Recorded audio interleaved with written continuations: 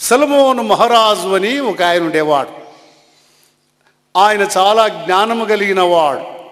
Bible గ్రంథం ప్రకారం ప్రసంగి గ్రంథం 10వ అధ్యాయంలో ఒక దినం ఆయన తన రాజనగరిలో కిటికీ దగ్గర కూర్చోన్నాడంట.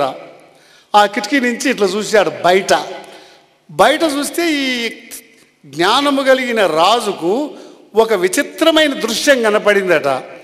ఏమిటి ఆ దృశ్యము అంటే, అధిపతులు భూమి మీద నడుస్తూ ఉన్నారట, దాసులు గుర్రాల మీద స్వారీ చేస్తూ ఉన్నారట. ఆయనకు ఆశ్చర్యమైంది, అధిపతులు గుర్రాల మీద ఉండాలి, తర్వాత దాసులు భూమి మీద నడవాలి, ఇదేం సీన్ ఎట్లుందే అని అనుకున్నాడు. అధిపతులు కింద నడుస్తున్నారు, దాసులు భూమి మీద నడుస్తూ ఉన్నారు, వాళ్ళు గుర్రాల మీద ఉన్నారు. అది ఆయనకు గోచరం కాలేదు, ఏమిటి విచిత్రమైన దృశ్యము అని. అట్లానే దేవుడు ఆది మానవుణ్ణి సృజించినప్పుడు ఈ ముగ్గురిని పెట్టాడు, ఆత్మ, ప్రాణము, శరీరం, స్పిరిట్, సోల్, బాడీ అని. ఈ స్పిరిట్, సోల్, బాడీని ఎట్లా పెట్టాడంటే, స్పిరిట్కు సమస్తమైన అధికారాన్ని ఇచ్చాడు. ఆ మూడింట్లో గుర్రం మీద నడిచినట్లు ఆత్మ ఉండేది. అంటే ఆత్మ అంటే ప్రాణమునకు, శరీరానికి అధిపతిగా అంటే ఎక్కువగా ఉండేది. అట్లా ఉండగా కొంతకాలానికి మనిషి దేవునికి విరోధంగా పాపం చేసే లోపల ఆత్మ గుర్రం మీద నుంచి కింద పడిపోయింది. గుర్రం మీద నుంచి పడే లోపల ప్రాణము, ఆత్మ కలిసిపోయినాయి. ఇప్పుడుండే పరిస్థితి అది. అందుకని మనిషి ఆత్మీయుడుగా లేడు. అంటే ఈ ప్రాణం సోలీస్ అయిపోయినాడు.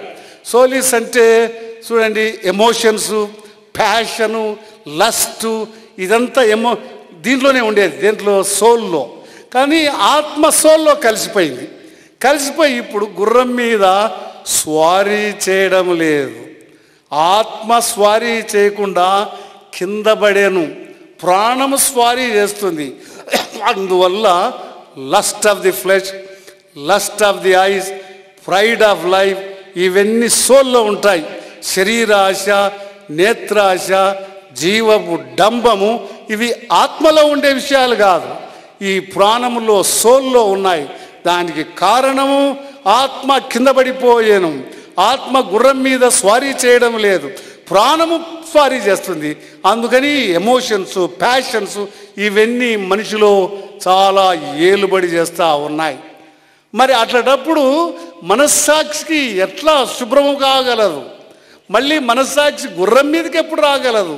అందువల్ల హెబ్రీ 4:12లో ఒక మాట ఉంది, దేవుని యొక్క వాక్యము వీళ్ళని డివైడ్ చేస్తుందట. అట్లా రాయబడింది. ఏమని? ఆత్మను ప్రాణమును వేరు చేయునది దేవుని వాక్యం. కారణం అది 2 అంచుల ఖడ్గము గలది. కాబట్టి మనిషి దేవుని వాక్యాన్ని గనక విని విశ్వసించి ప్రభువును అంగీకరిస్తే మళ్ళీ ఆత్మ గుర్రం మీదకి రాగలదు. అప్పుడు ఆ మనిషి ఆత్మీయుడు కాగలడు. అంటే ఆధ్యాత్మికమైన మనిషి. అంతవరకు కిందనే. అందుకని ఎమోషన్స్, హేట్రెడ్ ఇవన్నీ ప్రాణములో ఉండే సంగతులు. కానీ ఇంతకు మనకు తేలిన సత్యమేమిటి? ఆత్మలో మేజర్ పార్ట్ వచ్చి మనస్సాక్షి.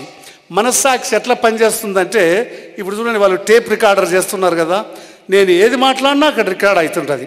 అట్లానే ప్రతి మనిషిలో దేవుడు ఒక టేప్ రికార్డర్ పెట్టినట్లు పెట్టాడు. అదే మనస్సాక్షి. నువ్వు ఏమైనా ఆలోచన చేయి, అది రికార్డ్ చేస్తుంది. నువ్వు ఎలాంటి మాటలైనా చెప్పు, అది రికార్డ్ చేస్తుంది. అది దేవుడు పెట్టిన రిప్రజెంటేటివ్. అందువల్ల పాపం వల్ల అది పేర్కొని పోయింది. దాన్ని ఇప్పుడు ఎట్లా బాగు చేయగలం? బైబిల్లో నేను చదివిన ప్రకారం దేవుని యొక్క పరిశుద్ధ రక్తం, అది దైవశక్తి మనస్సాక్షిని శుద్ధీకరించును. దాన్ని మినహాయించి మనస్సాక్షి శుద్ధీకరింపబడడానికి ఛాన్సే లేదు. కాబట్టి దేవుని రక్తాన్ని గురించి నీవేమెరుగుదు? ఆ ప్రశస్త రక్తము నా మనస్సాక్షిని శుద్ధీకరించును.